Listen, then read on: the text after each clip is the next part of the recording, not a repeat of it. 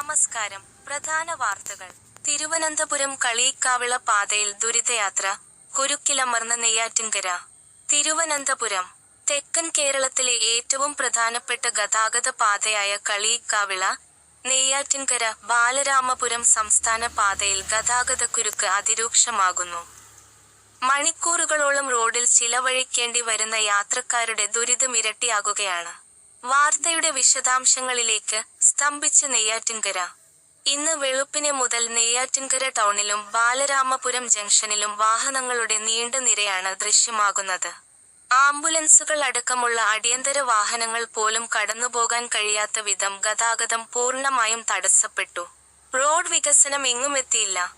ദേശീയപാത വികസനത്തിന്റെ ഭാഗമായുള്ള നിർമ്മാണ പ്രവർത്തനങ്ങൾ ഇഴഞ്ഞു നീങ്ങുന്നതും ഇടുങ്ങിയ റോഡുകളും തിരക്ക് വർദ്ധിപ്പിക്കാൻ കാരണമാകുന്നു.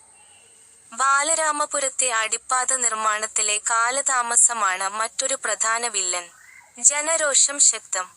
വർഷങ്ങളായി തുടരുന്ന ഈ യാത്രാക്ലേശത്തിന് ശാശ്വത പരിഹാരം കാണാത്ത അധികൃതരുടെ നിലപാടിൽ പ്രതിഷേധിച്ച് പ്രദേശവാസികൾ സമരരംഗത്തേക്ക് ഇറങ്ങുകയാണ്.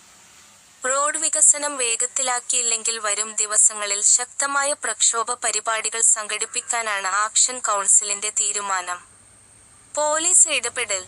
തിരക്ക് നിയന്ത്രിക്കാൻ ട്രാഫിക് പോലീസിന്റെ ഭാഗത്തുനിന്ന് കൂടുതൽ ഇടപെടലുകൾ വേണമെന്നും അനധികൃത പാർക്കിംഗ് ഒഴിവാക്കണമെന്നും യാത്രക്കാർ ആവശ്യപ്പെടുന്നു. നെയ്യാറ്റിൻകരയിലെ ഈ ഗതാഗത നരകത്തിന് എന്നാണ് ഒരു അന്ത്യം ഉണ്ടാവുക എന്ന ചോദ്യമാണ് ഇപ്പോൾ ഉയരുന്നത്.